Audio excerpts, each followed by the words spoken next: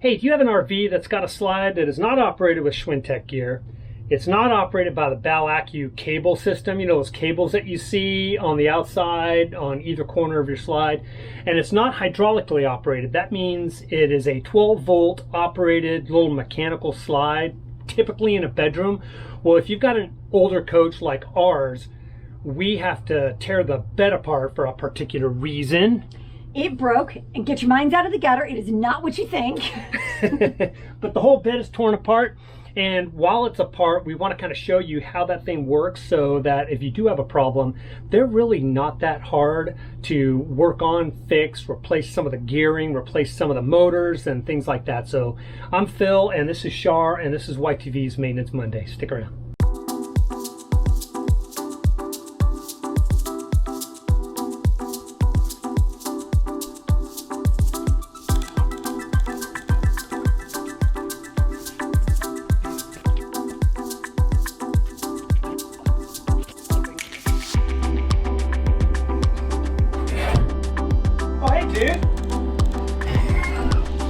This is Domino's little hiding place.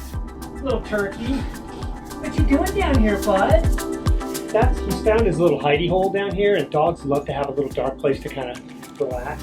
And that's his down there with all that stuff. We probably need to put a little piece of carpet in there. He won't get trapped, he won't get squished.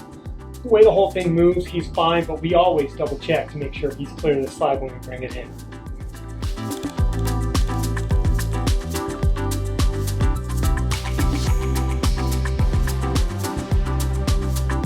So here's the bed. Don't mind Domino. Our bed slide wouldn't go out, so we thought something was jammed or something underneath. So we had to lift up the bed while one of the brackets was wedged under the base here, and we didn't know that, and so we kept pulling and pulling, and all of a sudden it just zippered all the way down, broke the welds on every single bracket. Yeah, they're all welded right here. Not a banner moment for us because I know those mirrors, you're going to see us in all different directions, but it wasn't a banner moment for us because we had just gotten done taking our coach to the shop. It had been in the shop for 3 days. 3 days. We've been staying in a hotel. All we wanted to do was lie on this bed, watch that TV. And it was 3 o'clock in the afternoon. We came back. The zipper weld breaking event happened, and we spent the next 6 hours giving ourselves a temporary repair. So we're going to show you that next. Okay. Yeah, see if you can. Shar's going to lift this to see what you can see what we did. So when those welds broke, we put in these T brackets, put in some L brackets, and we kind of held it together. It's not perfect because while we were taking this apart, this broke because there's only a single pivot point, so not going to last forever. We put these on the bottom so that the force when you lift the bed is borne by this side right here and together. So hopefully there's some strength there, but it was a temporary fix. We're going to leave these in place when the welder comes. He's going to come and re-weld all of these. We just have to get this thing out of the coach. You ready for that? Let's do it. Let's move it. She hasn't killed me yet. It's very close.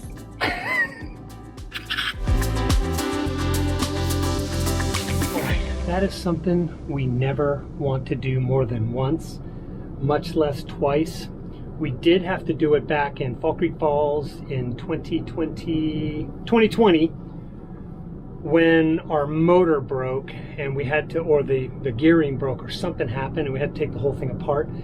Turned out it was a pin that inserts in at the end of the motor where it connects to this little quill shaft, and that pin had slipped out and was causing it to lock and hit an obstruction, so we had to replace that. That was not fun. That's how we learned about this system, but now that the whole thing is torn apart, we can actually show you what's going on down there and how it all works. This is basically your bed slide, and if yours hinges and folds up so you can close your slide, you're going to have a motor that's down there that's going to power these two quill shafts on either side, and basically that is a lazy boy recliner or a reclining chair motor, and allows you to do this. Let me power that on.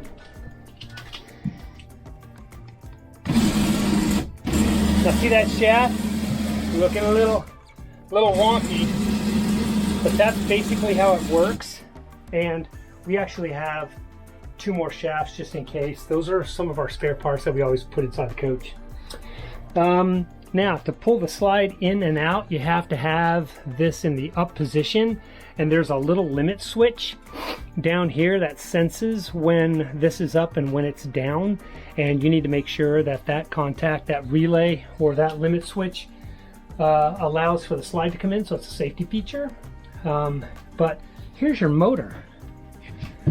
All right, here's the main motor assembly. You've got the 12-volt motor right here. The wires come down below and are connected via this cable, and you can see it's got the fasteners right there, the butt connectors. Or it's also attached to like a little reduction assembly that builds torque from the motor to this little shaft right here, and then this shaft engages with a little pinion gear on top of some teeth that are fastened to the bottom of the slide, and that allows you to transit the slide out and back in again.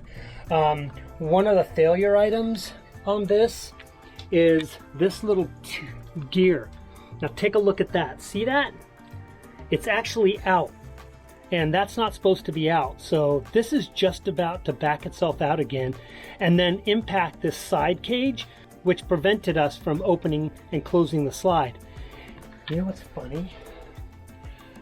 I just realized that the obstruction that we were feeling was not the bed, although the bed was broken down below. That thing has backed itself out again, and that's why this slide was knocking back and forth. I'll bet you that's it. But take a look at that. That little pin right there has backed itself out, and it should be flush right here. Just to show you a little bit more about the motor. So take a look. See right here, there's this little, almost like a lever or a handle inside the rubber boot on the end of this motor.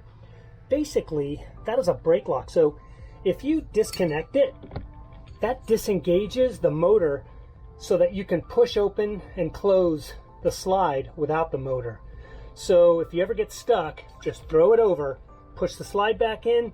Once it's back in, lock it back into place, go troubleshoot and find out what the problem is. That's really it. There's the frame. I talked about the recliner motor that's in there, and that powers these 2 quill shafts that raise and lower your bed. That's a point of failure. And if that doesn't come in, you can't pull your slide in. Then I showed you this motor right here.